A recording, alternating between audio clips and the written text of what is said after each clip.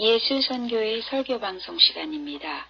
오늘 설교방송은 신약성경 사도행전 2장 1절부터 42절의 말씀을 가지고 예수님 승천 후에 일어난 성령 강림 사건이란 제목으로 예수선교의 조은찬 목사님의 설교가 있겠습니다.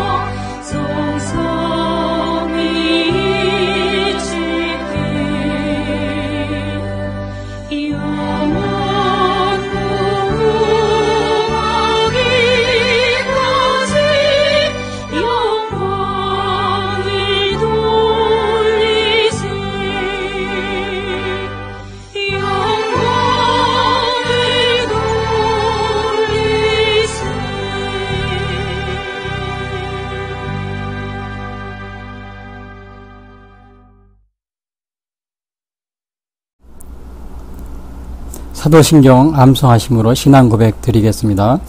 전능하사 천지를 만드신 하나님 아버지를 내가 믿사오며 그 외아들 우리 주 예수 그리스도를 믿사오니 이는 성령으로 잉태하사 동정녀 마리아에게 나시고 본디오 빌라도에게 고난을 받으사 십자가에 못 박혀 죽으시고 장사한 지 사흘 만에 죽은 자 가운데서 다시 살아나시며 하늘에 오르사 전능하신 하나님 우편에 앉아 계시다가 저리로서 산 자와 죽은 자를 심판하러 오시리라.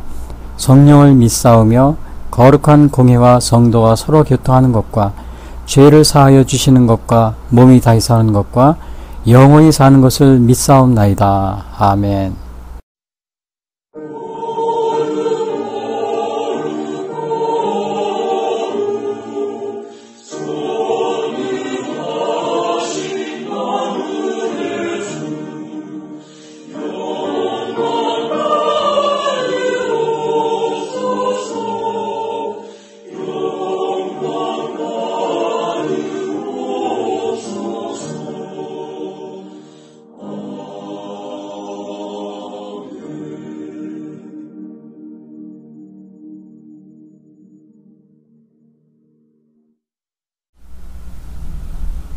이어서 오늘 방송 설교를 위한 성경 말씀 봉독이 있겠습니다.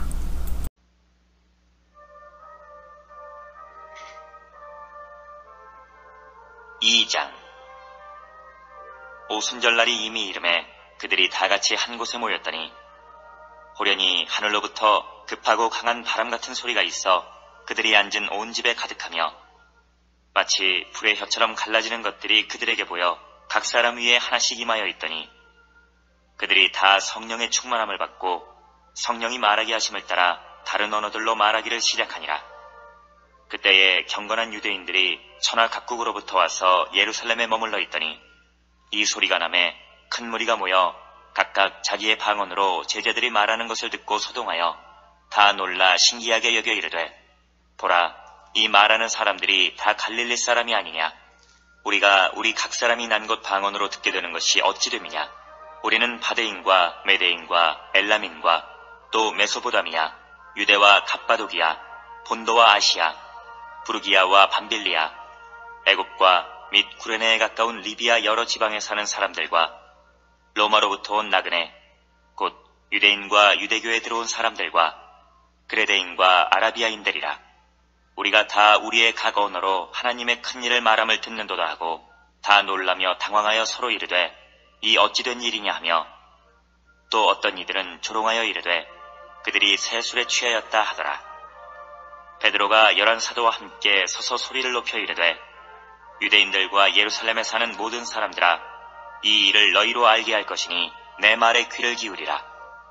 때가 제3시니 너희 생각과 같이 이 사람들이 취한 것이 아니라 이는 곧 선지자 요엘을 통하여 말씀하신 것이니 일러스되 하나님이 말씀하시기를 말세에 내가 내 영을 모든 육체에 부어주리니 너희의 자녀들은 예언할 것이요 너희의 젊은이들은 환상을 보고 너희의 늙은이들은 꿈을 꾸리라.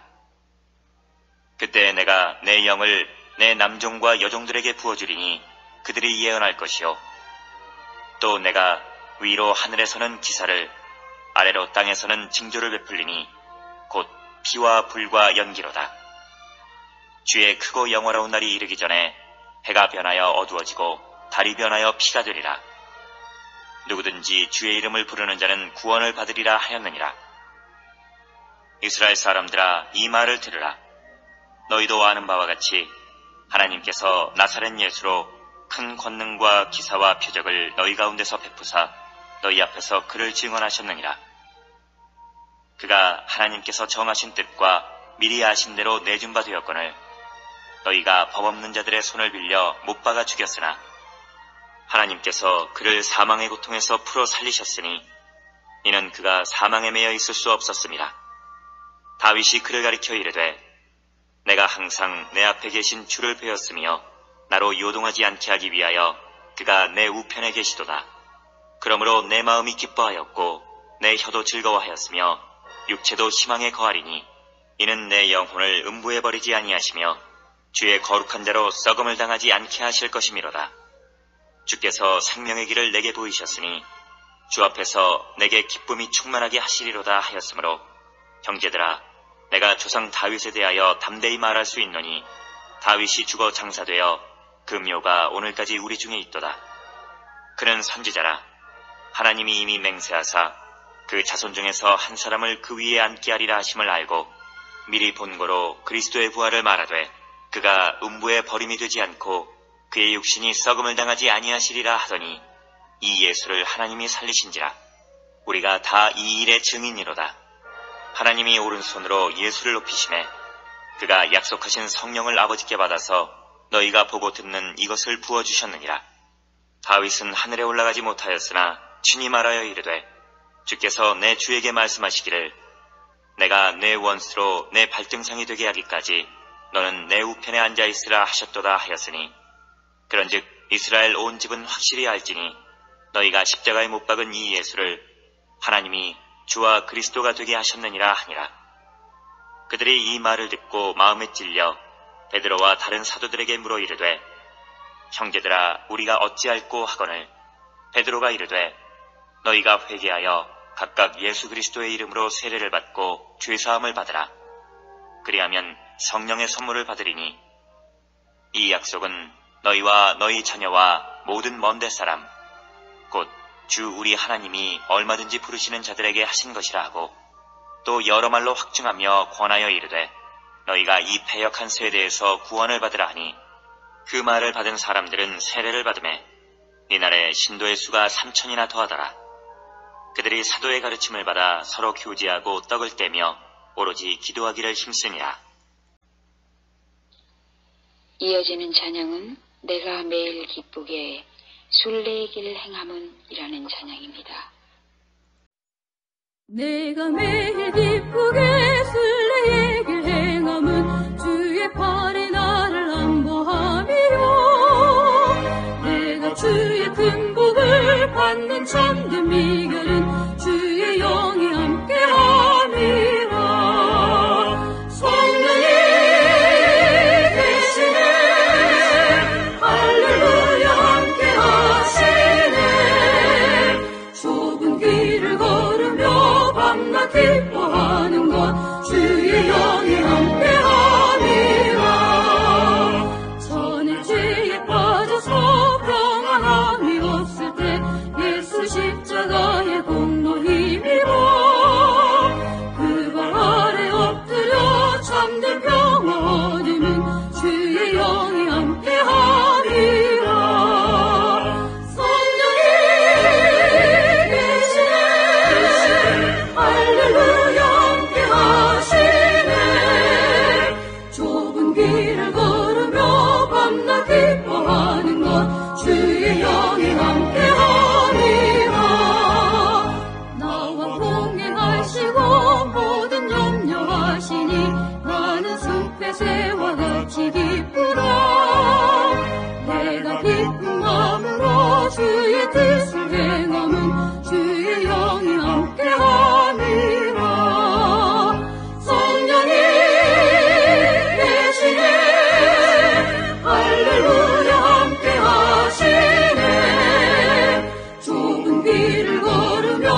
밤낮 기뻐하는 것 주의 영이 함께하리라. 세상 모든 욕망과 나의 모든 정욕은 십자가의 힘이 못을 박았네. 어둠 밤에 지나고 무거운 짐 벗으니 주의 영이 함께하리라. 성령이 계시네. 할렐루야 함께하시네. 좁은 길을 걸으며 밤낮 기뻐하는 것 주의 영이 함께하리라.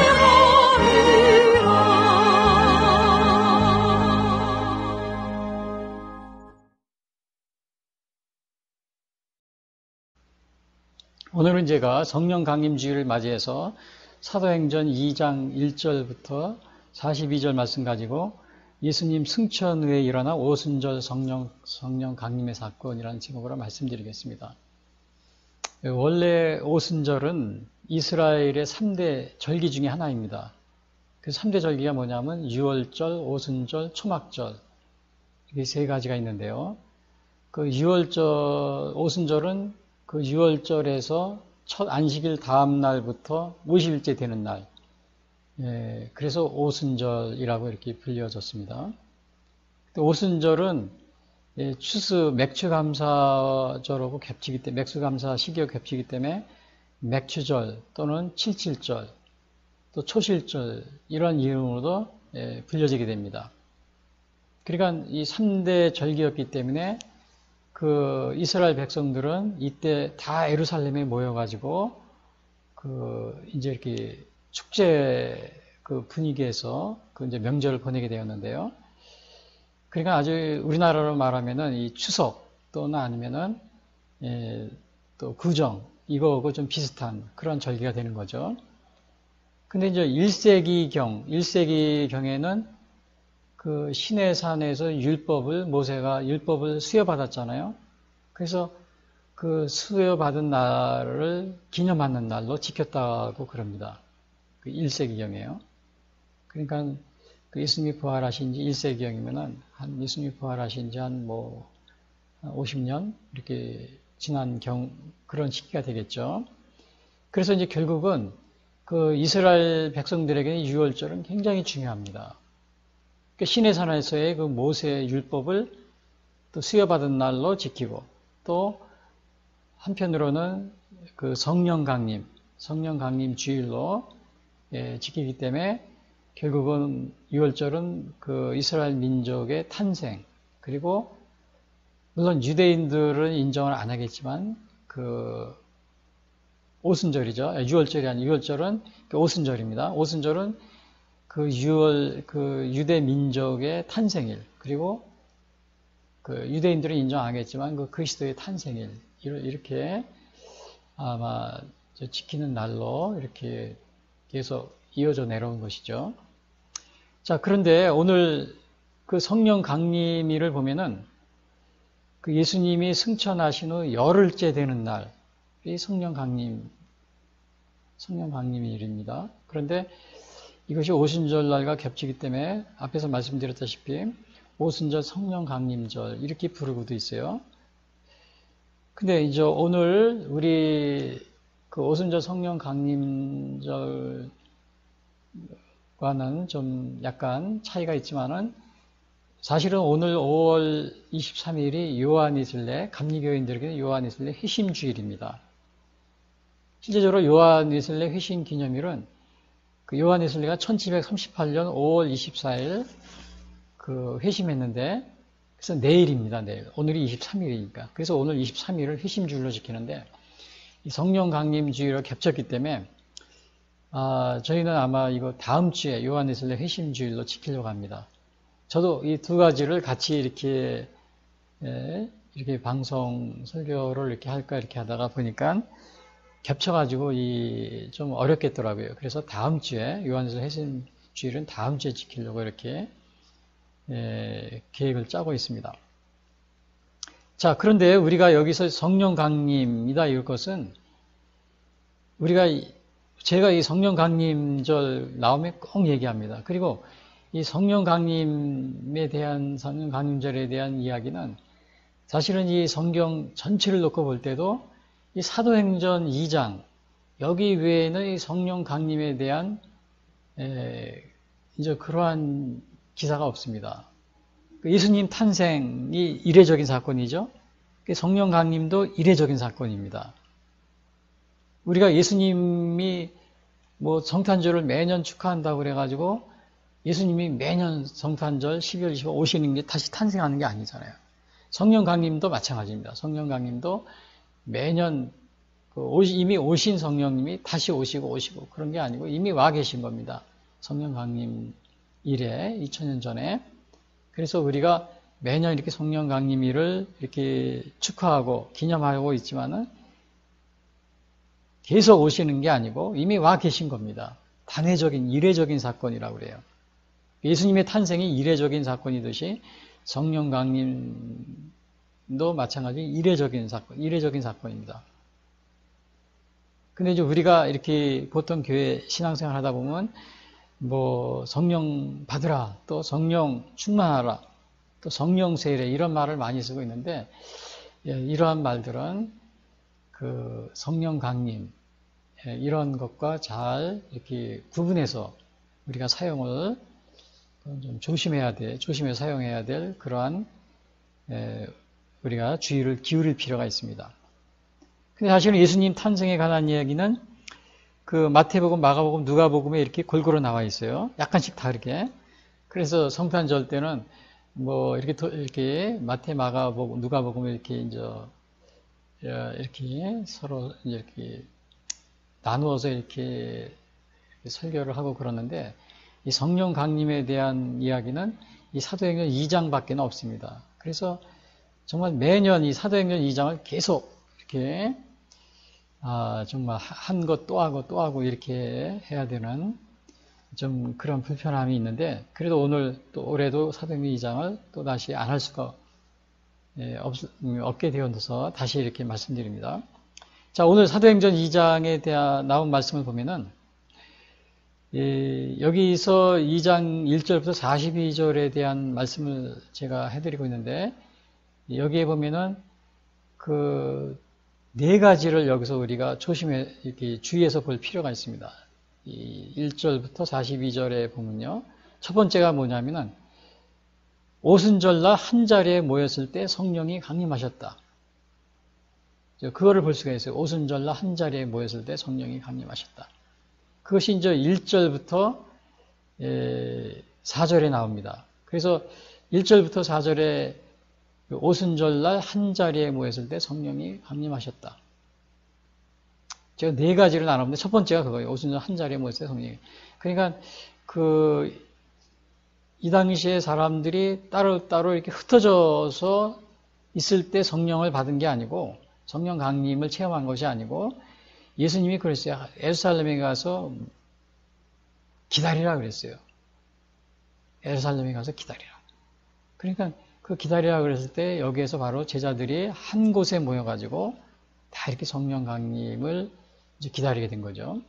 그러니까 예수님이 승천하신 후 열흘 후에 바로 성령이 강림했는데 그 열흘 동안 모여서 기도하고 찬송하고 이제 이렇게 준비하고 있었던 거죠. 그래서 오늘 여기 1절에서 4절의 말씀을 보면 이렇게 써 있어요. 오순절 날이 이미 이름에 그들이 다 같이 한 곳에 모였더니 호련히 하늘로부터 급하고 강한 바람 같은 소리가 있어 그들이 앉은 온 집에 가득하며 마치 불의 혀처럼 갈라지는 것들이 그들에게 보여 각 사람 위에 하나씩 임하여 있더니 그들이 다 성령의 충만함을 받고 성령의 말하게 하심을 따라 다른 언어들로 말하기를 시작하니라. 여기 이제 이 순간이 바로 성령이 강림한 순간입니다. 성령 강림의 순간인데 여기에서 그들이 한 곳에 모였다. 어디냐? 이 한 곳에 모인 곳이 어디냐면 예루살렘입니다. 예루살렘에 그 한 곳에 모여서 이제 모여 있을 때 바로 성령을 받게 된 거죠. 오순절날 한 자리에 모였을 때 성령이 강림하신 거예요. 근데 사실은 이 오순절은 아까 제가 전에 앞에서도 말씀드렸지만 6월절 후 첫 안식일부터 7번째 안식일 다음 날입니다. 그러니까 주일날이에요. 그러니까 우리가 부활절도 주일날이었죠. 안식 후 첫날. 이 성령 강림도 안식 후 다음 날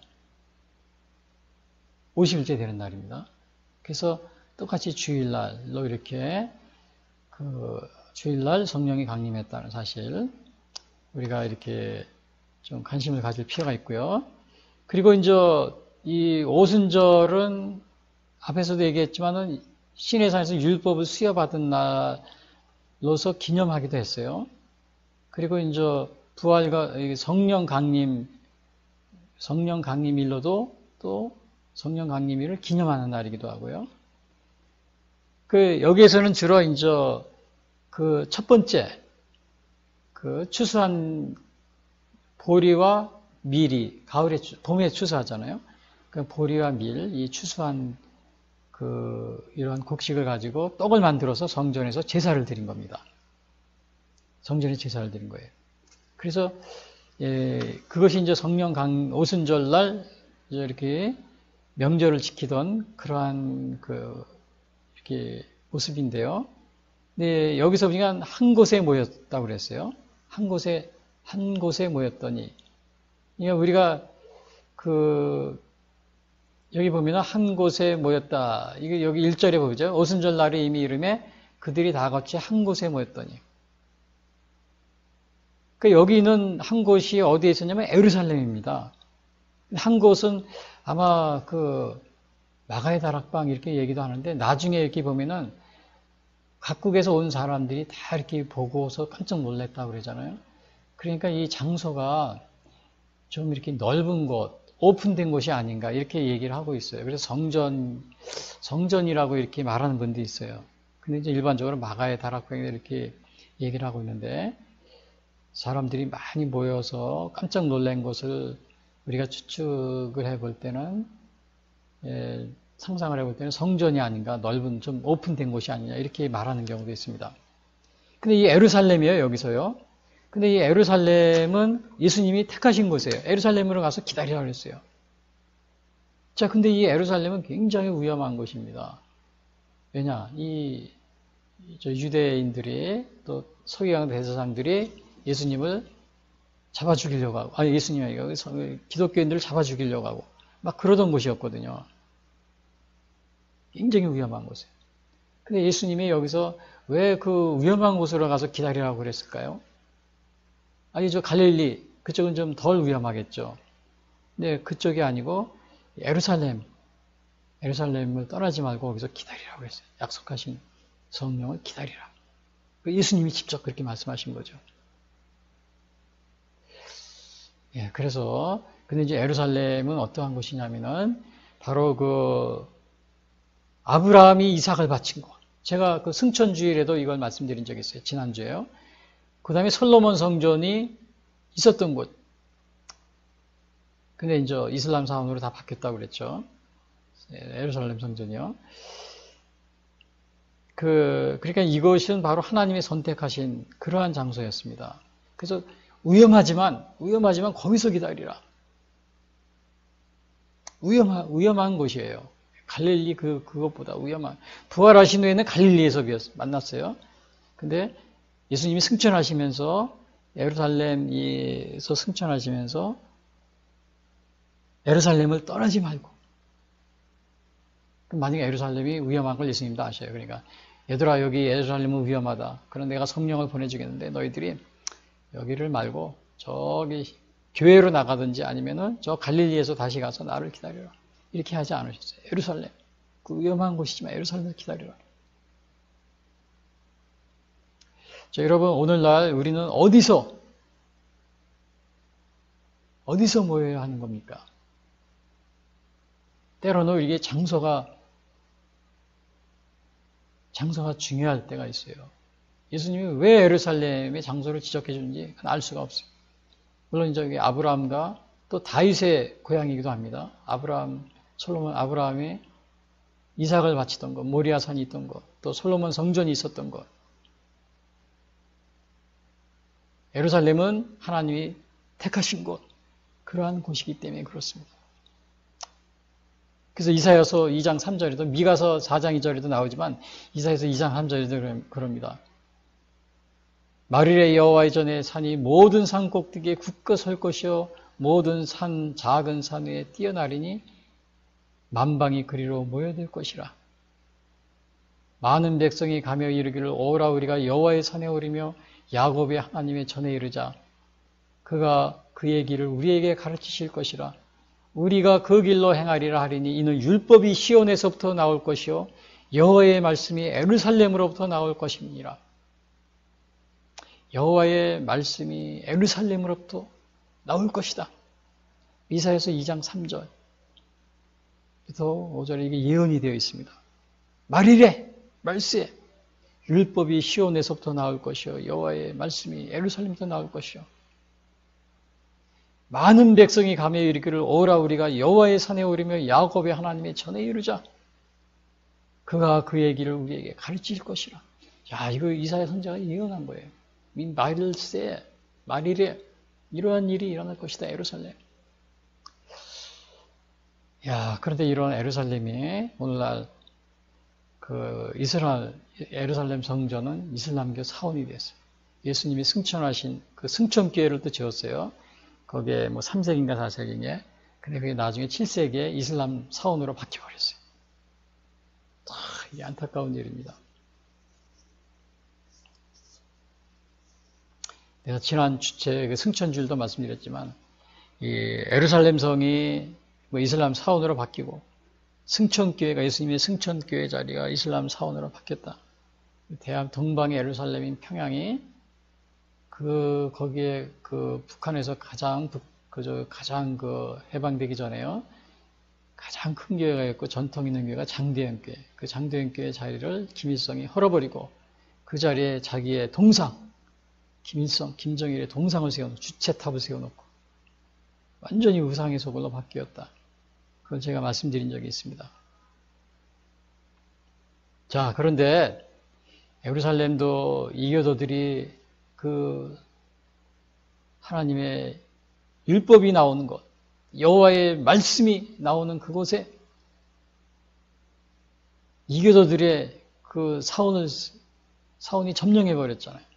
우리 동방의 예루살렘이 우리 평양도 김일성이 주체탑을 세워놓고 우상을 세워놓고 70년 동안 완전히 그 북한을 우상의 노예로 만들어 놓고, 근데 우리 대한민국의 정치인들 서울까지도 또 이 김일성 우상의 소굴이 되게 만들려고 하는 이런 정치인들이 지금 많이 있어요. 국회에서 이상한 법을 남북 교류 무슨 자매결연법 교류법 이상한 법을 통과시켜 가지고 또 정치인들 조심해야 됩니다.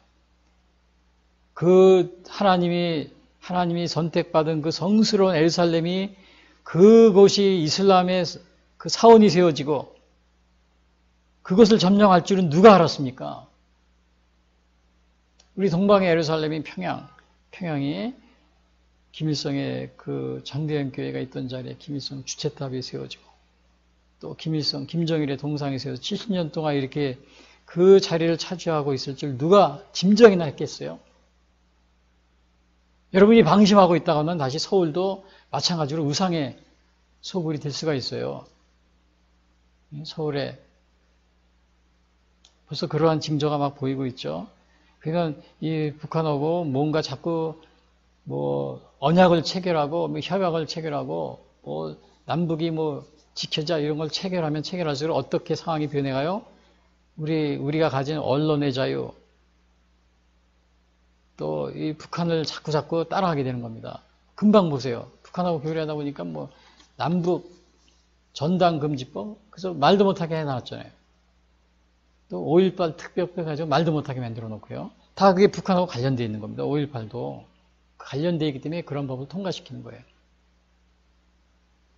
근데 또 북한 각 도시하고 자매결을 맺는 국회의원들이 지난주에 보니까 북한의 33개 도시하고 자매결을 맺는다고 그런 교리법을 또 발의하고 그러는데 지금 여당, 야당의 일부 의원들이요, 국회의원들이 조심해야 됩니다. 잘못하다가 이게 정말 율법이 시온에서부터 나올 것이요 여호와의 말씀이 예루살렘에서 나올 것이다. 이렇게 되는 것이 아니고 완전히 우상의 소굴이 될 수가 있어요. 굉장히 조심해야 돼요. 제가 이거 조심해라 이것은 지난주에 제가 승천주일 때 자세히 말씀드린 게 있어요. 제가 다시 이 자리에서 말씀드리지 않겠습니다.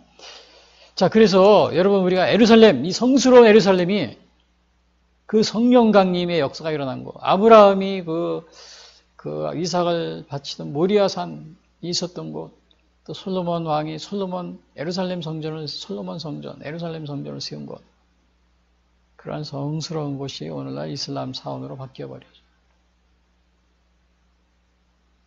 그런데 예수님은 이러한 위험한 곳이었지만은 당시에 이렇게 유대인들의 핍박이 있었던 위험한 곳이었지만 예수님이 그곳으로 가라. 거기서 나를 기다리라.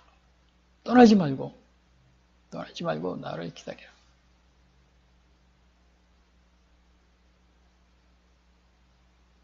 오늘 우리는 어느 곳에서 모이고 있습니까? 어느 곳이 하나님이 모이라고 이렇게 우리에게 명하신 그러한 장소입니까? 물론 다 장소가 있을 겁니다. 그런데 오늘날은 제가 항상 얘기지만은 1차적으로 우리가 여러분 교회에 모이는 거, 그거 여러분들이 교회 여러분이 모여서 합심해서 이렇게 오늘 여기 성령 강림절에 마가의 다락방에 모인 이러한 제자들처럼 합심해서 기도하고 찬양하는 그러한 시간을 갖게 되기를 바랍니다.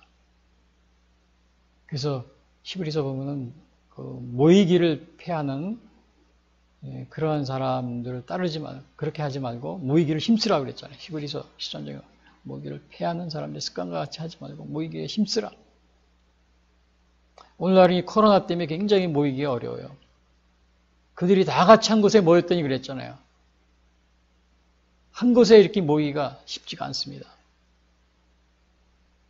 그래서 여기서 보면은 오순절날 한 자리에 모였을 때 성령이 강림하셨다. 첫 번째 제가 말씀드린 게 이거예요. 근데 성령이 강림하는데 여기서 이 성령이 강림할 때 어떤 일이 일어났느냐? 갑자기 급하고 강한 바람 같은 소리가 있었다고 그랬어요. 2절에 보니까. 그래서 급하고 강한 바람, 호련히 하늘로부터 급하고 강한 바람 같은 소리. 하늘로부터 급하고, 그러니까는 소리를 들은 겁니다. 이거를 청각이라고 그랬죠. 청각. 그 다음에는 이 바람, 그러니까 이 바람, 급하고 강한 바람이라고 그랬는데 이 바람은 성령은 간혹 바람에 비유됩니다. 바람에 비유돼요. 그래서 요한복음 3장 8절에도 예수님이 그럽니다. 니고데모에게 바람이 임의로 불면 네가 그 소리는 들어도 어디서 와서 어디로 가는지 알지 못하느니 성령으로 난 사람도 다 그러하니라. 성령이 바람과 같다. 이렇게 비유하고 있어요. 바람이 부는 것은 우리가 어디서 오는지 몰라요. 그렇죠? 우리가 알 수가 없어요. 그러니까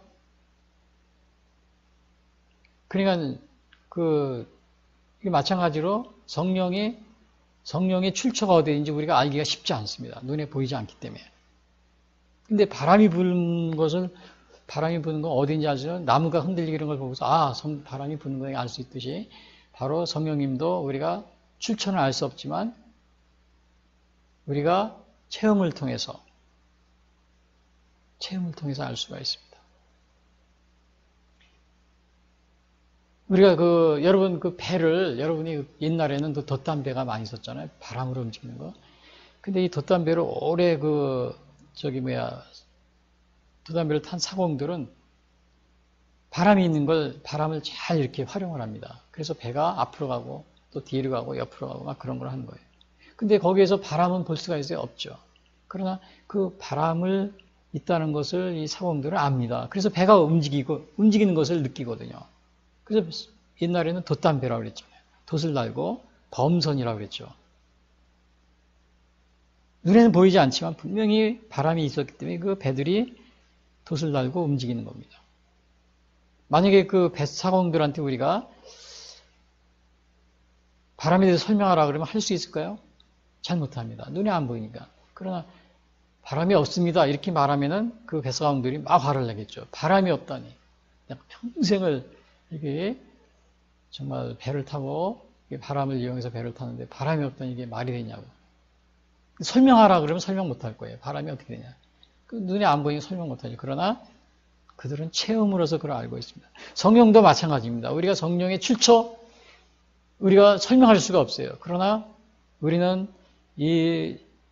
우리가 체험을 통해서 성령님이 신앙 체험을 통해서 성령이 우리와 함께 있다는 것을 우리가 알 수가 있습니다. 알 수가 있어요. 부인할 수가 없는 겁니다. 그래서 이 바람.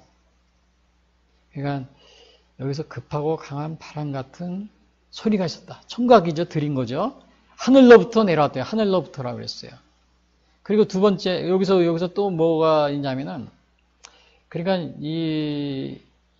여기에서 이 사람들이 한 자리에 모였을 때 성령이 강림했는데, 이 성령 강림이 한 자리에 여기서 강한 바람 같은 소리가 있었고요.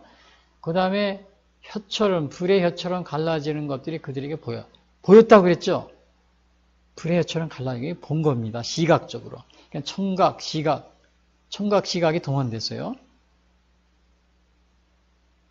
그래서 여기서는 눈으로 보게 된 겁니다. 근데 이 불 같은 것이 성령의 임재를 또 불러서 나타내요. 성령의 임재를 바람으로 또 이렇게 비유하지만 성령의 임재를 불러서 나타나는 경우도 있어요. 대표적인 게 출애굽기 19장이 나옵니다. 모세가 시내산에서 이렇게 올라갑니다. 그때 물론 이스라엘 백성도 다 밑에 산에 모여 있으라고 그랬어요. 시내산 19장 18절에 보면 이런 말입니다. 시내산의 연기가 자욱하냐 여호와께서 불 가운데서 거기에 강림하심이라. 그 연기가 온기가마같이 떠오르고 온 산이 크게 진동하며. 그러니까 이 불 가운데서 하나님이 강림하셨다.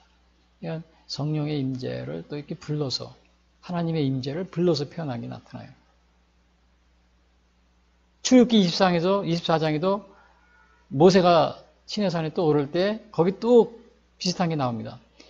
24장 17절 산 위에 여호와의 영광이 이스라엘 자손의 눈에 맹렬한 불같이 보였고 하나님의 임재. 여기 아까 제가 성령의 임재라고 그랬는데 성령의 임재가 아니라 하나님의 임재입니다. 하나님의 임재 때 이렇게 불러서 이렇게 나타낸 것이 성경에 나와 있습니다. 불같은 성령이라고 하죠. 불같은 성령. 그래서 우리가 이렇게 불같은 이 성령이 바로 시각적으로 이렇게 보게 된 거예요. 청각적으로 바람 같은 성령. 들렸다고 그랬죠. 소리. 바람 같은 소리. 청각입니다. 그 다음에 불 같은 성령을 보게 되었다고 그랬어요. 이것은 불 같은 것이 그 혀처럼 갈라진 그들에게 보였다고 그랬죠. 시각적으로 된 겁니다. 그리고 마지막에는 이렇게 보니까 그래서 이제 이 사람들이 성령의 충만을 받고서 그들이 다른 방언으로 막 이제 얘기를 하게 된 겁니다. 그러니까 시각과 청각과 시각으로 확인한 거예요.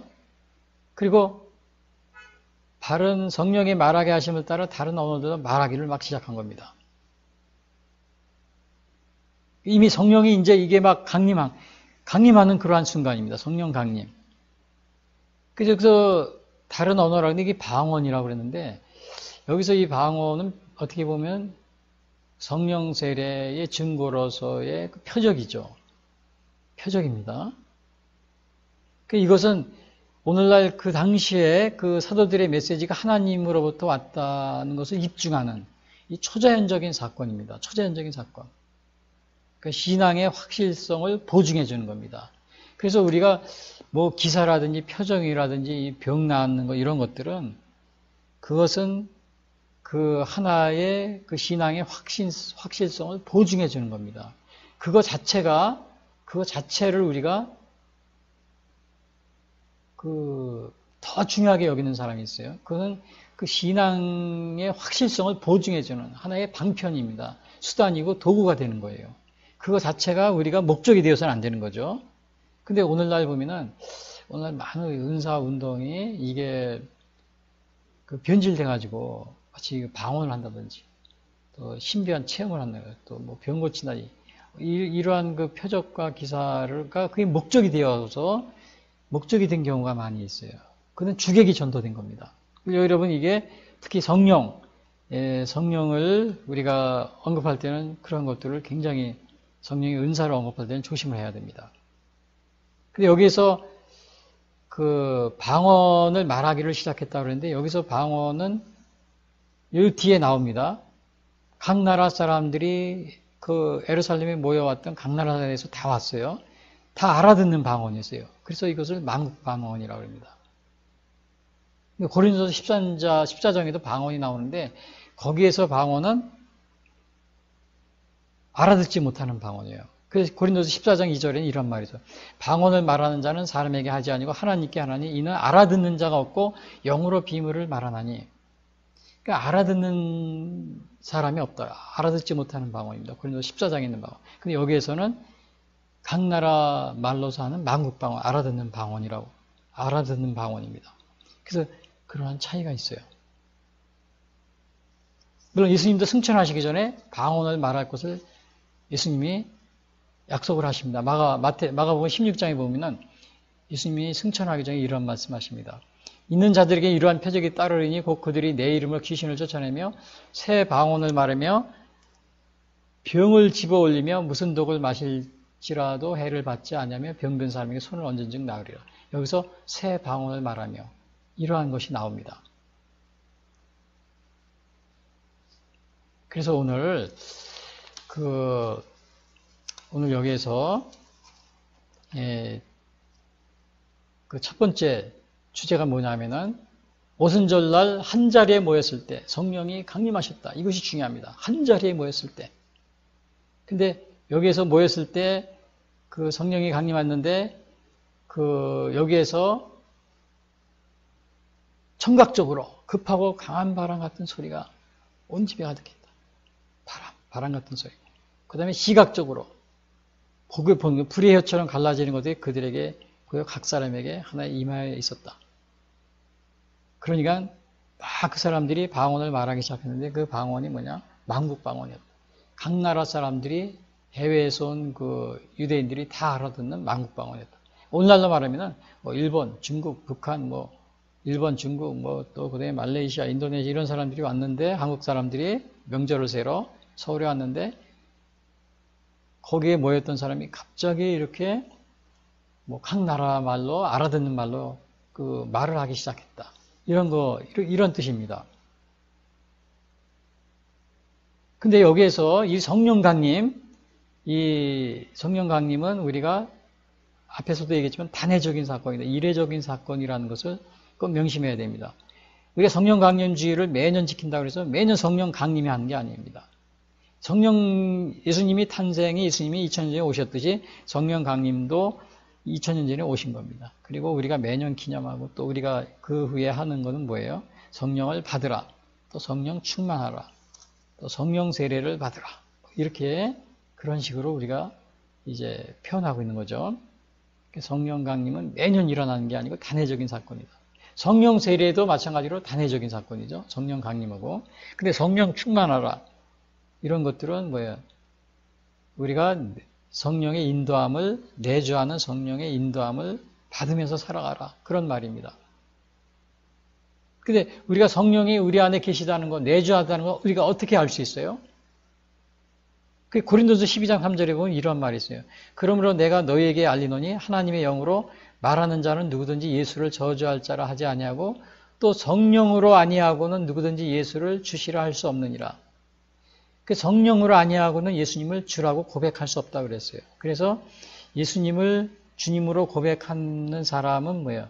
이미 여러분들에게는 성령님이 내주하고 계신 겁니다. 여러분은 성령님과 동행하고 있는 거예요. 예수님을 주라고 고백하는 사람은. 고린도서 12장 3절에 그렇게 말하고 있어요.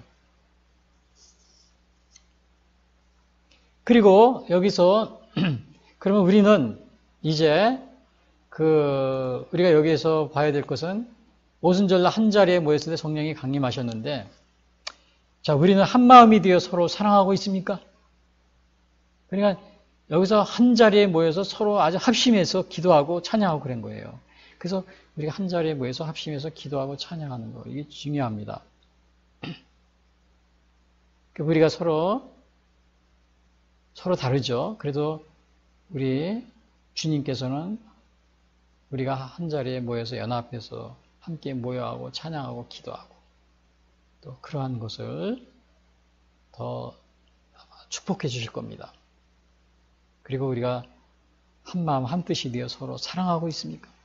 우리가 한 마음 한 뜻이 되어 서로 다르더라도 생긴 모습은 다르더라도 연합해요. 물론 나중에는 흩어졌겠죠. 연합하여 함께 모여서 찬양하고 기도하고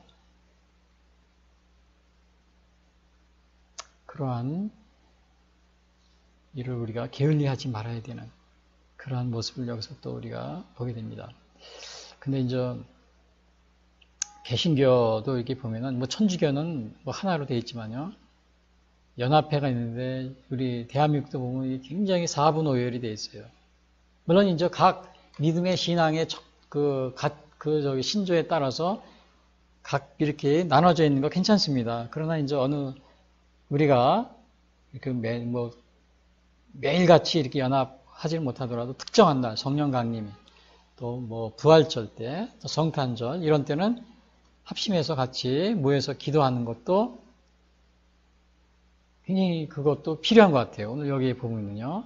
그래서 우리가 그러한 연합해서 모이고 합심해서 기도하는 거 이런 거를 게을리하지 않는 것이 좋을 것 같습니다. 근데 이제 우리 전 세계적으로 보면은 이 연합체가 WCC, WE에 있는데, 좀 불행하게도 WCC 같은 경우는 CC라는 게 크리스천 코올리에이션 이런 뜻이거든요. 기독교 연합체군요. 근데 오늘날은 WCC가 종교다원주의, 다른 종교도 이렇게 같이 종교다원주의를 수용하는 그러한 연합체가 되어버려가지고 굉장히 좀 이렇게 모이기에 불편한 그러한 연합체가 되어 있습니다. 그래서 이거를 참가한 교단에서 어느 분이 거기 이제 책임자가 왜 이렇게 다원주의를 이렇게 하는데 거기에 대해서 이의를 제기하지 않느냐고 이렇게 물어보는 걸 인터뷰한 걸 들었는데요. 그때 그분이 말하는 것은 WCC 이거는 종교 올림픽, 그러니까 올림픽과 같이 다양한 사람들이 모인다 이렇게 얘기를 하더라고요. 여러분 근데 올림픽은 이 기독교 이름으로 모이는 것이 올림픽이 아니잖아요. 그러니까 관계없어요. 그렇게 모여도. 근데 WCC라는 것은 C라는 게 크리스찬에서 온 거거든요. 그냥 기독교인 모임에서는 올림픽처럼 다양한 종교를 믿는 사람들을 모이는 것이 아니거든요. 근데 그러한 모이는 것이 기독교 이름으로 모이게 될 때 다양한 종교를 서로 다원주의를 다른 종교에도 구원이 있다 그래서 다양한 종교로 모이게 되면 어떠한 일이 벌어지냐 하면은 정상적인 신앙생활하고 또 초신자가 기독교인 되어서 신앙생활하는 사람들이 잘못 이 종교다원주의로 빠질 수가 있습니다. 저 WCC 같은 전 세계적인 이 연합체에서 다른 종교에도 구원이 있다. 그리고 종교 올림픽과 같이 다른 그런 것도 다 수용하고 그런다고 이렇게 하면은 처음 있는 신앙인들이나 또 믿음이 약한 사람들은 어떻게 돼요? 신앙의 시험을 받을 수가 있습니다. 예를 들면요. 어느 우리나라에서 대형교회, 큰 교회 목사님인데 이분이 다른 종교에도 구원이 있다. 기독교나 다른 종교나 똑같이 다 구원이 있다. 그런 식으로 얘기하면 어떻게 돼요? 그 교회 다니고 있는 사람이나 또 믿음이 약한 사람들, 또 믿음이 있는 사람이라 하더라도 그래요? 그러면 시험에 빠집니다. 그리고 교회를 안 나오고 다른 종교에 가서 믿어도 구원 있다 그러면 그 다른 교회로 가고 또 전도 할 필요도 없네. 그 전도도 안 하게 되고 그렇게 될 수가 있어요. 그래서 이런 연합 행사 이럴 때 그걸 조심해야 됩니다. 그리고 왜냐하면은 그런 데서 그렇게 다원주의를 수용하고 그러면은 기독교 자체가 와해가 될 수가 있어요. 그리고 특별히 그 대형교회, 큰교회 목사님들, 영향력이 있는 목사님들이 또 그것을 수용하게 되면은, 정교다원제 수용하게 되면은 기독교가 믿는 사람들도, 기존의 신앙인들도 시험을 받게 되거나 또 그들의 신앙이 와해될 수가 있어요. 그래서 굉장히 조심해야 돼요. 자, 그래서 이 첫 번째는 뭐예요? 오순절 한 자리에 모였을 때 성령이 강림하셨다. 이것이 주요한 첫 번째 얘기고요. 여기서 그 성령 강림절에 일어난 일이죠. 그 두 번째는 뭐냐면은 각 나라의 방언으로 말하게 되자 모든 사람들이 놀라게 되었다. 성령 강림이래. 5절에 13절에 나옵니다. 각 나라의 그 방언으로 말하게 되니까 많은 사람들이 이제 깜짝 놀라게 되는 거죠. 그래서 여기서 보면은 이 5절에서 그 8절을 봐요. 5절에서 8절에 보면은 이런 말이 있습니다.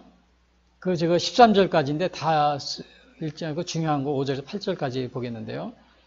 여기서 보면은 이렇게 써요. 그때 경건한 유대인들이 천하 각국으로부터 와서 예루살렘에 머물러 있더니 이 소리가 나매 큰 무리가 모여 각각 자기의 방언으로 제자들이 말하는 것을 듣고 소동하여 다 놀라 신기하게 여겨 이르되 보라 이 말하는 사람들이 다 갈릴리 사람이 아니냐?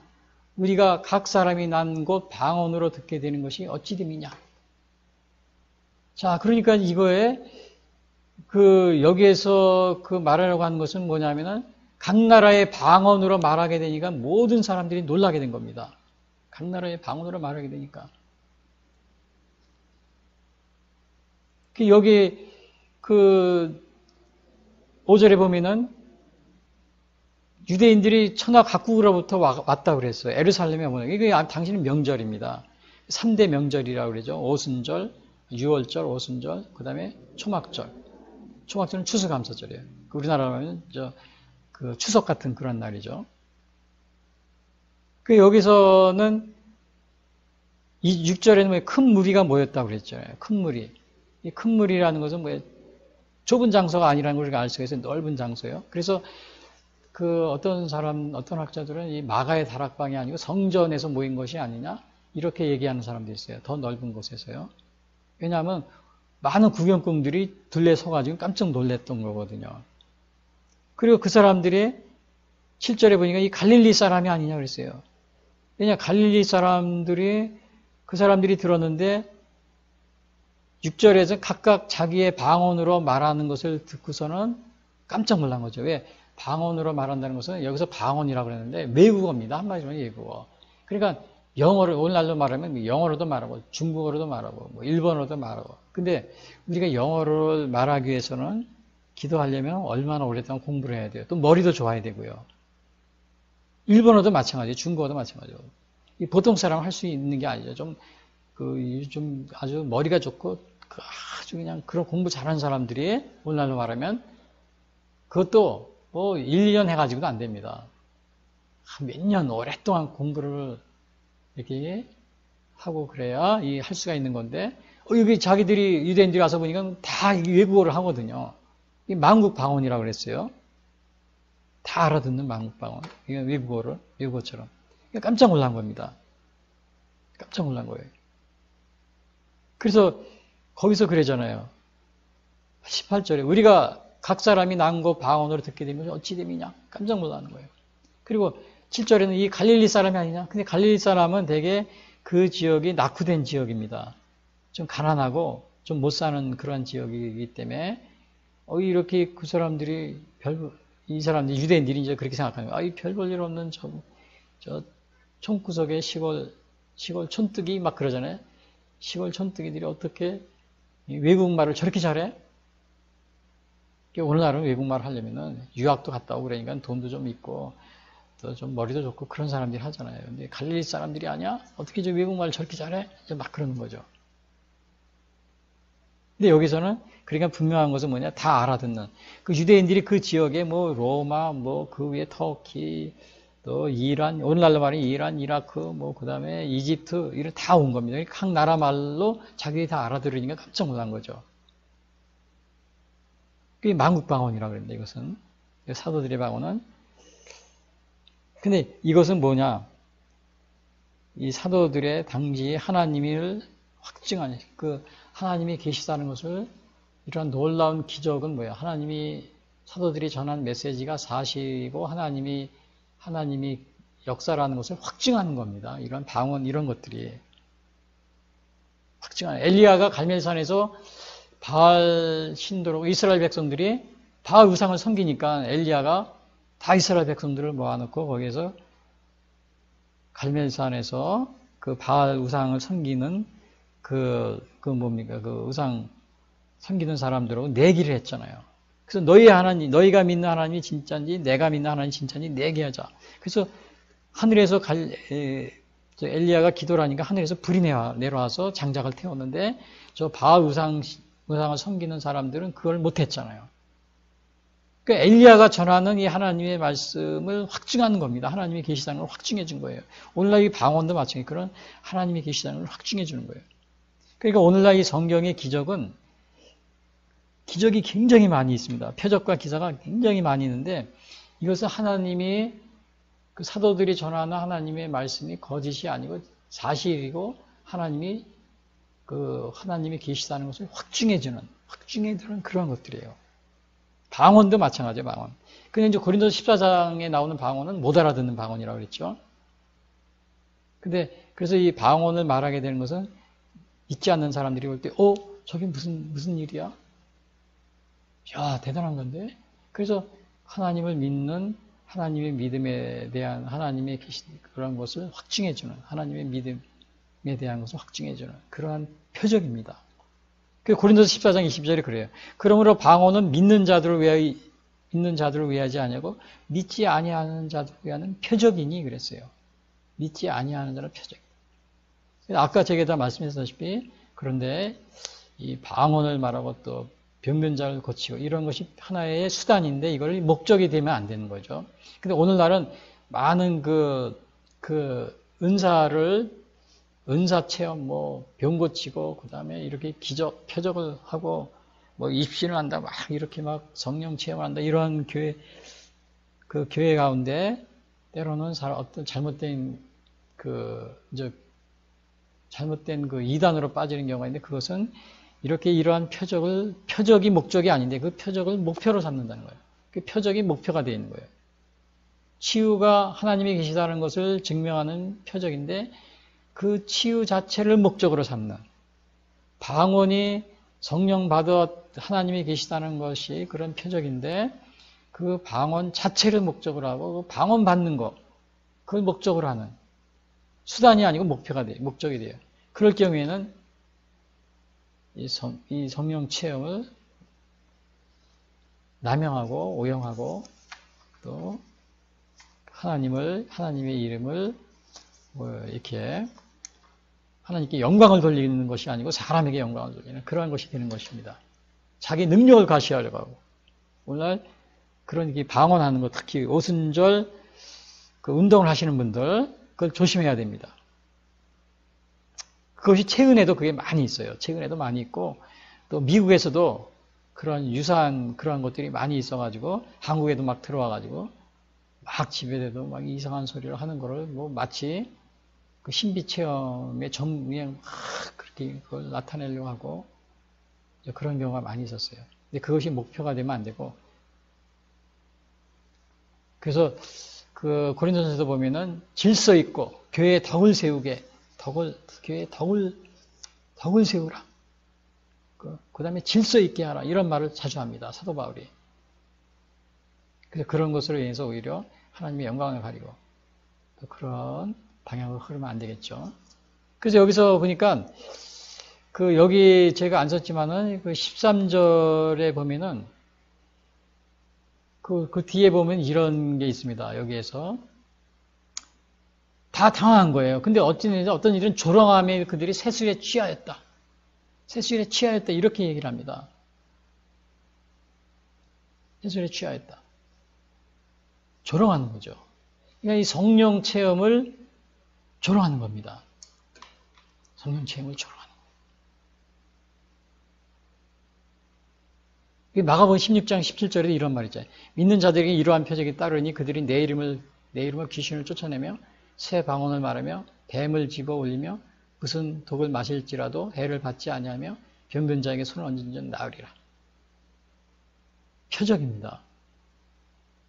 근데 이러한 그 믿는 자들에게 따른 표적을 갖다가 조롱하는 사람들이, 믿지 않고 조롱하는 사람들이 오늘 많이 있죠. 많이 있습니다. 그리고 물론 이제 오늘날에 뭐 또 이 성령의 은사 뭐 이런 방언 이런 게 다 끝났다 이렇게 주장하는 분도 있고요. 근거가 없다. 근데 그 성령의 은사가 끝났다고 이렇게 끝났다 그런 그 말을 성경에는 그런 근거가 없습니다. 근거가 없어요.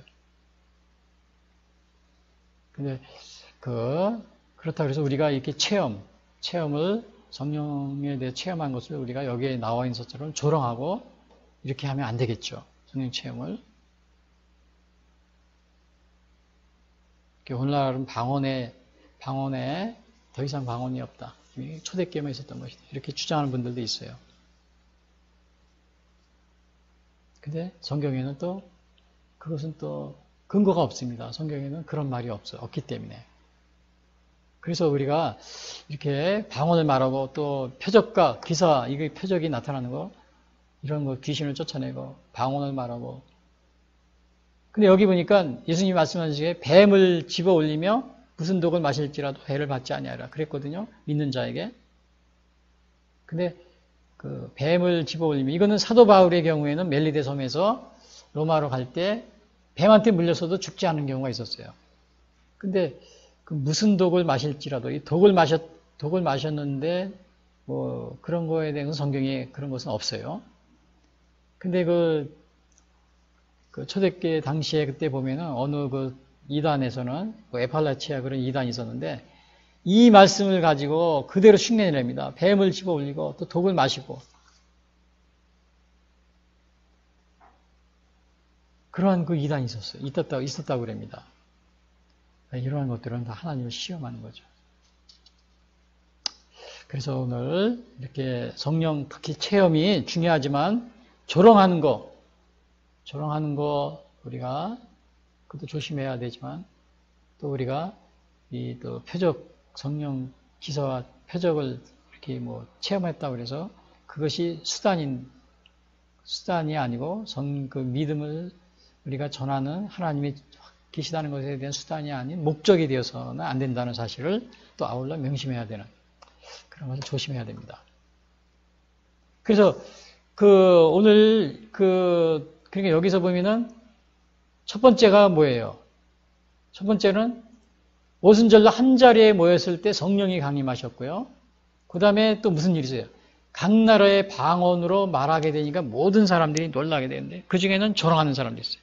근데 방언으로 말하는 것은 우리가 때로는 그것은 표적인데 그것이 목적이 되어서는 안 된다. 목적이 되어서는 안 된다. 그리고 또 세 번째는 뭐냐면은 이렇게 놀라고 있는 사람들에게 베드로가 사도가 성령 강림의 기적에 대해서 설명을 합니다. 근데 왜 이렇게 성령이 강림의 기적이 일어났느냐? 그 원인에 대해서 베드로 사도가 이제 설교를 하는 겁니다. 야, 부형 형제들아, 내 말을 들으시오. 막 그러면서 이제 베드로가 그것에 대해서 설명을 합니다. 그래서 사도행전 2장, 그게 이제 14절부터 41절까지 그게 나와 있어요. 14절에 보면은 형제들아 막 이렇게 얘기하면서 이제 베드로 사도가 설명을 하는데 설교하는 거죠. 소리질러 높여 이르되 막 이러면서 유대인들과 예루살렘에 사는 모든 사람들아 이 일을 너에게 알게 한 것이니 내 말에 귀를 기울이라. 이러면서 베드로 사도가 얘기를 합니다. 그것을 우리가 보게 되는데 그것이 이제 14절과 41절에 이렇게 나와 있는데 다 14절과 41절이 너무 길기 때문에 다 볼 수는 없고요. 그 중간에 17절까지 먼저 보면요. 여기에 이제 이 베드로가 이렇게 말하고 있는 거죠. 이 본문을 읽어보면은 베드로가 여러 사도와 함께 서서 소리를 높여 이르되 유대인들과 예루살렘에 사는 모든 사람들아 이 일을 너희로 알게 할 것이니 내 말에 귀를 기울이라. 때가 제3신이 너의 생각과 같이 한 사람들이 취한 것이 아니라 이는 곧 선지자 요엘을 통하여 말씀하신 것이니 일러스되 하나님이 말씀하시기를 말세에 내가 내 영을 모든 육체에 부어주리니 너희의 자녀들은 예언할 것이요 너희의 젊은이들은 환상을 보고 너희의 늙은이들은 꿈을 꾸리라. 이제 베드로가 이게 설교를 하는데 이게 어디까지 하냐면 41절까지 계속. 근데 여기에서 우리가 보게 될 수 있는 것은요. 이렇게 성령 강림이 일어난 것은 너희가 놀라는데 너희가 왜 이렇게 놀라느냐? 놀라지 마라. 이것은 너희가 몰라서 그렇지 이미 요엘 선지자는 기원전 7세기경, 8세기경 그때 선지자입니다. 북이스라엘과 남유다가 멸망하기 전에요. 요엘 선지자가 이것은 이미 예언을 한 그러한 것이다. 예? 베드로 사도가 성령의 기도에 설명하는데 그래서 성령 강림은 요엘 선지자가 예언의 성취이다. 근데 왜 놀라느냐? 너희들이 성경을 몰라서 그렇지 이미 구약 요엘서에 나와 있다. 이 요엘서 2장 28절부터 32절에 나와 있어요. 그 2장 28절 32절에 보면 이런 말이 있어요. 그 이후에 내가 내 영을 만민에게 부어주리니 너의 자녀들이 장래일을 말할 것이며 너의 늙은이는 꿈을 꾸며 너의 젊은이는 이상을 볼 것이며 그때 또 내가 내 영을 남종과 여종에게 부어줄 것이며 내가 이 적을 하늘과 땅에 베풀리니 곧 피와 불과 연기니라. 이게 그대로 지금 이 성령 강림의 예언에 대한 요엘 선지자의 말인데 이것이 사도 베드로가 그거를 그대로 인용하고 있어요. 근데 여기서 요엘은 그 후에라고 그랬는데 여기서 사도 베드로는 말세라는 말로 이거를 바꿔서 얘기를 하고 있습니다. 말세.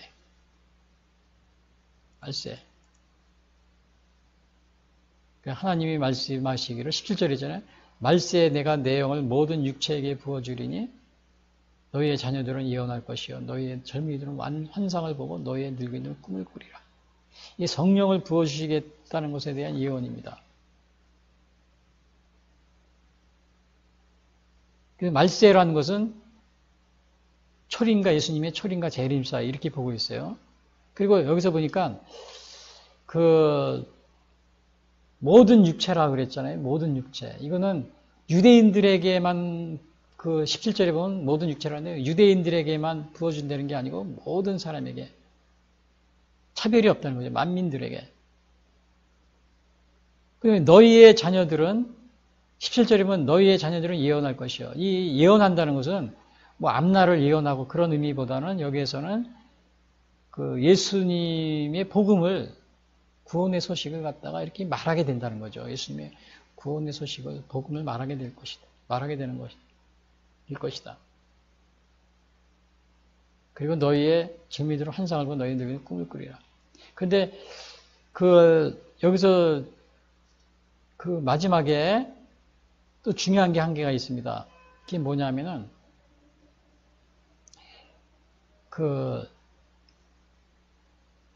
이런 말이 있어요. 마지막에 보면은 이 예수를 하나님이 살리셨으니 그랬어요. 이 예수를 하나님이 살리셨으니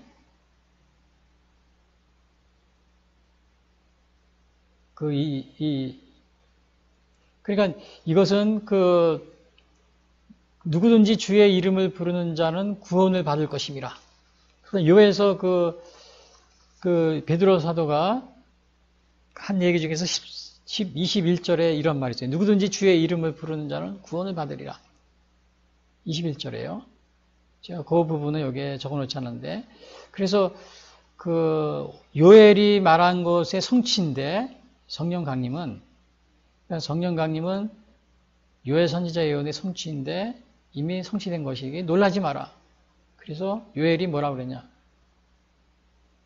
누구든지 주의 이름을 마지막 예언의 이름을 부른 자는 구원을 받게 된다. 그것을 요엘이 마지막에 예언의 마지막에 이렇게 적어놨습니다.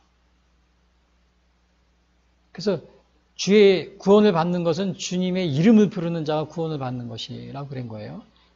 예수님을 믿고, 예수님 이것은 뭐냐면 예수님을 믿고 예수님의 구속 사역을 믿고 시인하는 믿음을 가진 사람은 구원을 받는다. 그런 뜻입니다. 근데 오늘날 많은 그 종교인들이, 다른 종교인들이 뭐예요? 주문을 많이 외우더라고요. 제가 보면은 주문. 그 주문을 외우는데, 그 주문을, 근데 여기 우리 기독교는 주문을 외우는 것이 아니고 뭐예요? 누구든지 주의 이름을, 여기 주의 21절, 누구든지 주의 이름을 부르자는 구원을 받으리라 하였느니라. 요엘 선지자가 그랬잖아요. 성령을 주실 것을 예언했는데 마지막에 요엘 선지자가 그러면서 누구든지 주의 이름을 부르는 자는 구원을 받으리라. 그러니까 주문을 외우고 많이 그래요. 제가 많은 어떤 다른 종교도 보면 막 주문을 외우더라고요. 뭐 그냥 막 다 대부분이 다 그렇습니다. 모든 거의 종교들이. 근데 우리 기독교는 그게 아니고 주의 이름을 부르고 믿고 예수님의 주로 고백을 하고 또 예수님의 구속의 사역을 믿고 시인하는 사람은 구원을 받는다. 그런 뜻입니다. 자, 그래서 성령 강림의 기적에 대해서 너희가 놀라는데 첫 번째는 요엘 선지자가 예언한 거니까 놀라지 마라. 두 번째는 성령 강림은 부활하신 예수님이 하나님께 받아 보내주신 것이다. 여기서 부활하신 예수님은 그 유대인들한테 얘기하면서 너희들이 못 박아 죽인, 그래란 말이에요. 너희들이 못 박아 죽인 그 예수님이 보내주신 것이다. 부활하셔 승천하셔가지고 그 예수님이 보내주신 것이다. 그 얘기를 하고 있습니다. 그것이 여기 22절부터 36절에 이제 그 말을 하고 있는 거죠. 그래서 그 22절 36절을 보면 이런 말이 있어요. 이 예수를 하나님이 살리신지라 우리가 다 이 일의 증인이로다. 하나님의 오른손으로 예수를 높이심에 그가 약속하신 성령을 아버지께 받아서 너희가 보고 듣는 이것을 부어주셨느니라. 그러니까 이 성령님은 오늘 예수님이 승천하셔가지고 아버지께 받았다고 그랬어요. 너희가 보고 이거 듣는 이것을 부어주셨나. 근데 아버지께 받았다고 그랬는데 물론 이제 요 앞에 베드로 선생님이 시편 16편을 얘기하면서 부활하실 걸 다 이제 이렇게 이미 성경에 예언이 되어 있다는 것도 물론 또 이것도 말해주고 있고요. 근데 이제 이 성령님은 성령 강림에 대해서 너희가 놀라고 있는데 그것은 요엘 선지자가 이미 예언한 것이고 또 두 번째는 승천하신 승천하신 예수님이 하나님께 아버지께 받아서 너희에게 부어주셨다. 오늘 33절에 그렇게 얘기하고 있어요. 그러니까 이 성령님은 아버지와 아들로부터 나온 것이 성령이다. 우리가 이렇게 보고 있는 거죠. 근데 이 카톨릭이 동방교회, 서방교회로 분리가 됐는데 바로 이것 때문에 분리가 됐습니다. 성령님은 하나님이 보낸 것이다. 그러니까 예수님은 관련이 없다. 그걸 주장하는 게 동방교회입니다. 서방교회는 성령님은 아버지와 아들로부터 나왔다. 아버지와 아들로부터. 그걸 주장하고 있어요. 그래서 그 문제 때문에 동방교회가 서방교회 갈라져서 지금까지도 서로 합해지지 못하고 있어요. 근데 왜 동방교회가 이 성령이 아버지께 나왔냐고 주장했냐면 요한복음 15장에 보면 이런 말이 있습니다. 내가 아버지께로부터 15장 26절이요. 내가 아버지께로부터 너희에게 보낼 보혜사 곧 아버지께로부터 나오시는 진리의 성령이 오실 때 그가 나를 증언하실 거예요. 그러니까 아버지께로부터 나오시는 진리의 성령이 오실 때 그런 말이 15장 26절에 있어요. 그러니까 그걸 기초로 해서 동방교회는 성령님은 아버지께로부터 나온다. 근데 서방교회는 성령님은 아버지와 아들로부터 나온다. 아버지와 아들로부터. 근데 여기서 33절에 보면 이런 말이 있잖아요. 그가 약속하신 성령을 아버지께 받아서 너희가 보고 듣는 이것을 부어주시니까 아버지와 아들로부터 온다는 그런 암시가 여기 나와 있어요. 이걸 필리오키 논쟁이라고 해요. 필리오키. 근데 이 문제로 인해서 아직도 화합이 되지 못하고 있습니다. 동방이 서방이나. 그래서 여러분 이게 교회 일치가 쉬운 게 아닙니다. 교회 일치가 쉬운 게. 각각 믿는 신앙이 다르면은 이렇게 서로 합치기가 쉽지 않은 거죠. 그래서 오늘 여기 이제 두 번째는 뭐였었냐면, 우리가 오늘 여기에 말씀을 보면은, 그 첫 번째가 뭐였어요? 오순절 한 자리에 모였을 때 성령이 강림하셨다. 그리고 두 번째는 각 나라의 방언으로 말하게 되자 모든 사람들이 놀라게 되었다. 그리고 그 놀란 사람들에게 베드로 사도가 성령 강림의 기적에 대하여 설명을 하는데, 성령 강림은 요엘 선지자 예언의 성취이다. 그러므로 왜 놀라느냐? 그리고 이 성령 강림은 예수님이 승천하신 후, 부활하신 예수님이 승천하신 후 보내주신 것이다. 하나님께 받아서. 그걸 얘기하고 있습니다. 그래서 그러면 마지막 네 번째는 또 뭐냐? 베드로의 설교를 듣고 3,000명이 세례를 받은 사람이 3,000명이나 되었다. 그래서 베드로의 설교를 듣고 세례를 받은 사람이 3,000명이 되었다. 야, 그러니까 이게 굉장히 많은 사람들이 이제 이렇게 예수님을 영접하게 된 거죠. 그래서 여기 보면 37절, 38절에 보면 이런 말이 있어요. 그들이 이 말을 듣고 마음에 찔려 베드로와 다른 사도들에게 물어 이르되, 형제들아 우리가 어찌할까 하거늘 베드로가 이르되, 너희가 회개하여 각각 예수 그리스도의 이름으로 세례를 받고 제사함을 받으라. 그리하면 성령의 선물을 받으리니. 그리고 이제 나중에 그 마지막 절입니다. 이날에 신도의 수가 약 3,000이나 더하더라. 야, 그러니까 그 결과적으로 이러한 놀라운 일이 우리가 벌어진 것을 알 수가 있는데요. 그 여기에서 그러니까 이 베드로의 설교를 듣고 회개하고 세례를 받는 3,000명이 됐는데, 실제로는 그 한 번에 이렇게 3,000명이 아니고 거기에 뭐 제자들도 같이 있고 그랬잖아요. 그래서 이렇게 전하고 그래서 합해서 이렇게 3,000명이 되었다, 이렇게 얘기를 하고 있습니다. 왜냐하면은 당시에는 뭐 마이크 이런 것도 없는데 그 길에서 사람들이 한 번에 3,000명이 듣고 이렇게 전한다는 게 쉽지 않다는 거죠. 그래서 이거는 그 제자들이 또 이렇게 전하고 또 한 번에 이렇게 한 것이 아니고 여러 번에 걸쳐서 한 것이 3,000명이 되었다. 아마 이런 의미를 가지고 있습니다. 근데 여기 이 말을 여기 자세히 여기 보게 되면요, 그 회개의 과정을 우리가 그 예수님을 영접하는 과정이 잘 38절에 보세요. 베드로가 이르되, 제자들이 사람들이 야 우리가 어찌할꼬 그러니까 38절에 너희가 회개하여 각각 예수 그리스도의 이름으로 세례를 받고, 그러니까 회개하고 세례를 받고 그 다음엔 죄사함을 받으라. 그 다음에 성령의 선물로 받으리니. 이 순서가 있어요. 그러니까 죄를 깨닫는 회개가 있는 겁니다.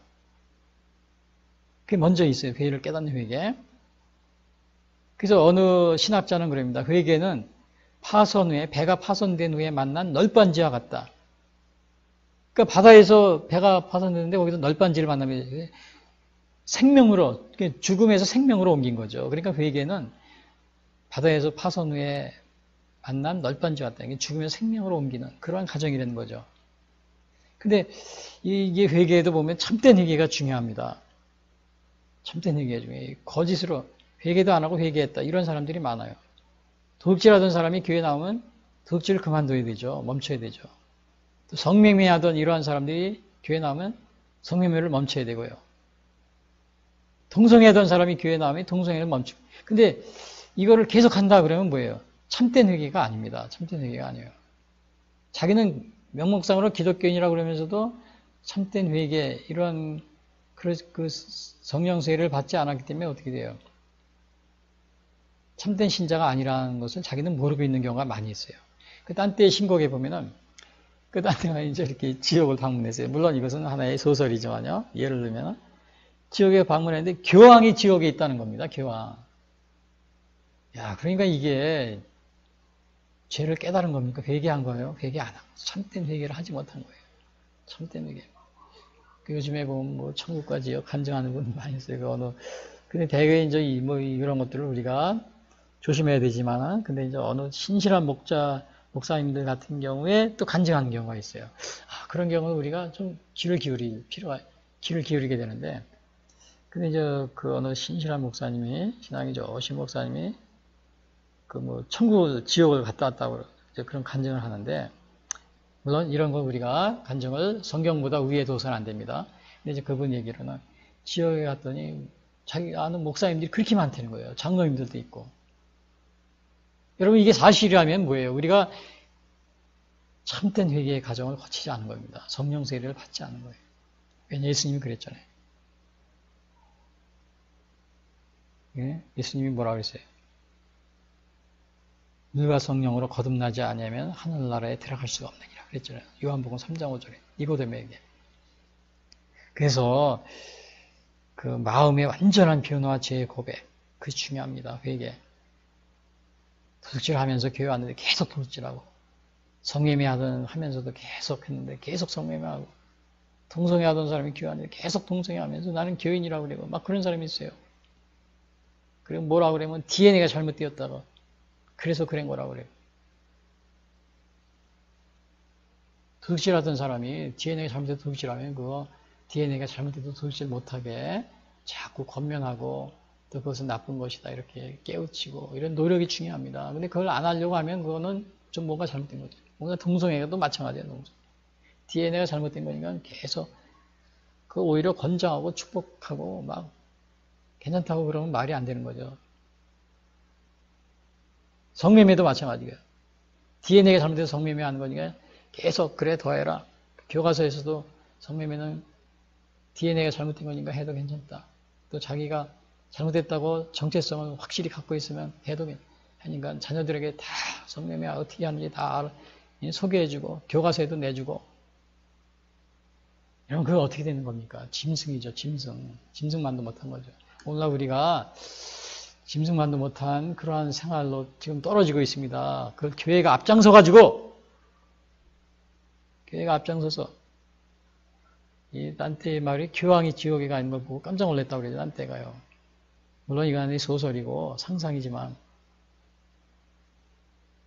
어느 신실한 목사님이 지옥 간증을, 자기가 지옥을 체험을 했는데 다 목사 장로들이 거기 가 깜짝 놀랐다고 그래요. 아는 목사님이. 그래서는 안 되겠죠. 그래서 죄를 회개하고 예수의 이름으로 세례를 받고 제사함을 받아요. 성령을 받으라. 이 성령 세례입니다. 성령 세례. 예수님이 그랬잖아요. 너희가 물과 성령으로 거듭나지 아니하면, 성령을 나지 않으면 하나님 나라에 들어갈 수 없느니라. 요한복음 3장 5절. 물과 성령으로 나지 않으면 교황도 지옥에 가 있는 것을 딴때가 보았다고 그러죠. 교황 아니라 그 외에 어떠한 사람이라도 마찬가지입니다. 저도 이 말을 하지만 그래서 정말 저도 물과 성령으로 내가 정말 참된 회개를 하고 물과 성령으로 거듭나야겠다. 항상 이걸 다짐하고 저도 조심하면서 이렇게 생활하고 굉장히 노력을 하고 있어요. 예수님도 그랬잖아요. 예수께서 대답하여 누가복음 9장을 대답하여 이르시되 믿음이 없고 패역한 세대요. 패역하다고 그랬잖아요. 믿음이 없고 패역한 세대요. 값싼 은혜가 되지 않으려면 보내버리자. 값싼 은혜, 그 얘기를 했잖아요. 값싼 은혜가 되지 않으려면 어떻게 해요? 우리의 속사람의 참된 변화 필요합니다. 나를 따라오려거든 자기를 부인하라고 그러죠. 자기를 부인 안 하고 자기 십자가를 지지도 않고 예수님을 쫓으려고 하는 이러한 교인들이 오늘 많이 있습니다.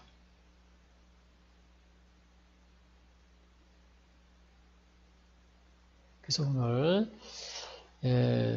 이렇게 여기 보니까 베드로의 설교를 듣고 회개하고 세례받은 사람이 3,000명이 되었다. 그래서 오늘 이 성령 강림주의 결론적으로 말씀드리면은 오순절날 한 자리에 모였을 때 성령이 강림하였다. 그래서 우리가 그 모이는 그러한 일을 게을리하지 말고 그 모임을 피하려고 하지 말고, 오늘날 코로나 사태 때문에 굉장히 어려움을 많이 겪고, 이 전 세계 독재자들이 코로나를 이용해서 교회를 탄압하려고 아예 그냥 못 모이게 하는 이런 독재자들이 많이 있어요. 대한민국도 그런 곳에 리스트에 오르락내리락 하고 있습니다. 그래서 우리가 이 어려운 시기에도 우리가 모이는 거 게을리하지 말고, 또 각 나라의 방언에 모든 사람들이 놀라게 되었는데 놀라게 되었어요. 표적입니다. 표적. 이 표적이 하나님의 하나님 능력의 확증입니다. 하나님의. 근데 이것이 목표가 돼서는 안 된다고 그랬죠. 표적과 이런 기사와 이적이 목표가 돼서 안 된다고 그랬죠. 그리고 베드로가 왜 깜짝 놀라니까 이거 설교를 하면서 설명했는데 뭐냐면 이것은 요엘 선지자가 예언에 성취한 것이다. 그리고 이 부활하신 예수님이 너희가 못 박아 죽인 이 부활하신 예수님이 하나님께 받아 성령을 보내신 것이다. 요점은 여기에 있어요. 중요한 점이 여기에요. 부활하신 예수님이 승천하셔서 너희가 못 박아 죽인 부활하신 예수님이 승천하셔서 살아서 하늘에 오르셔가지고 이걸 보내주신 것이다. 그런데 너희가 부활을 아직도 예수님을 믿지 않느냐? 그러니까 듣던 사람들이 우리가 어찌할꼬 가슴을 치면서 막 그러니까 회개하고 그때 세례를 받은 사람이 몇 명이 3,000명이 됐다고 그랬어요. 3,000명이 되었다.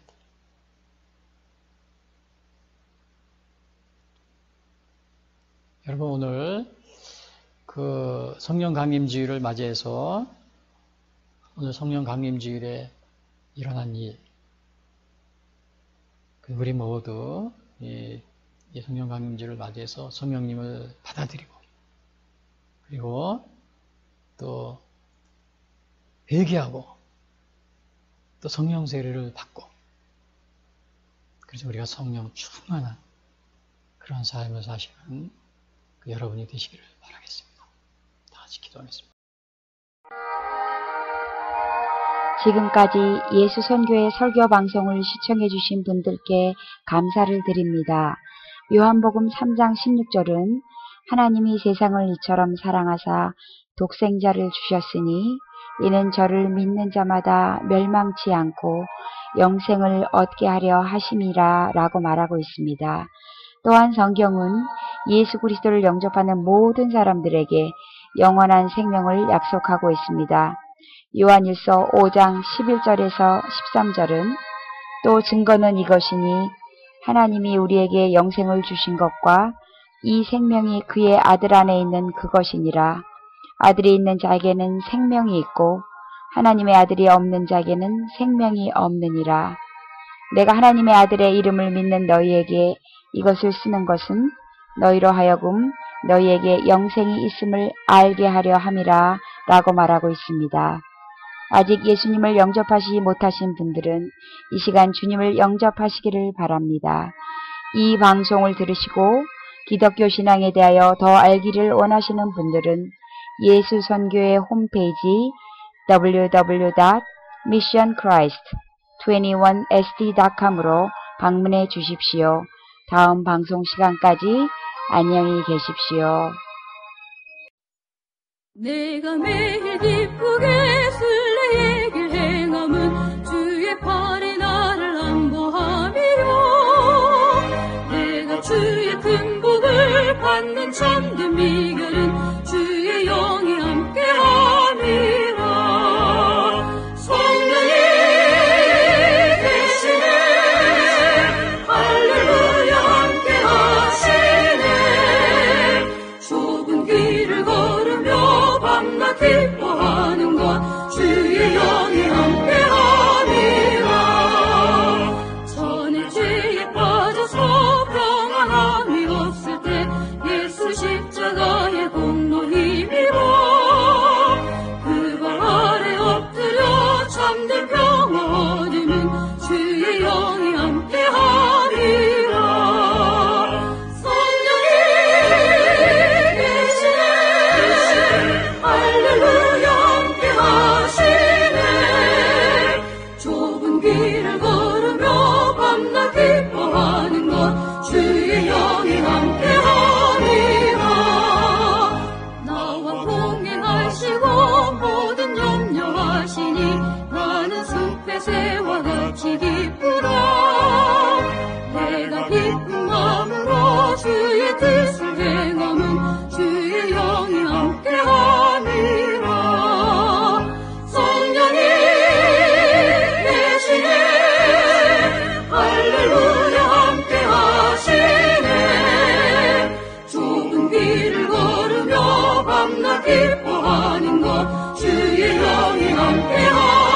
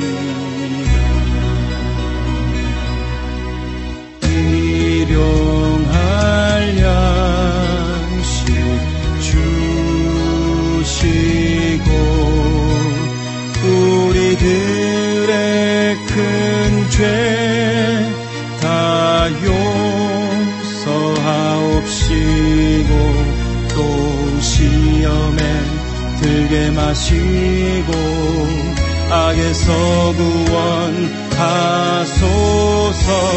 대개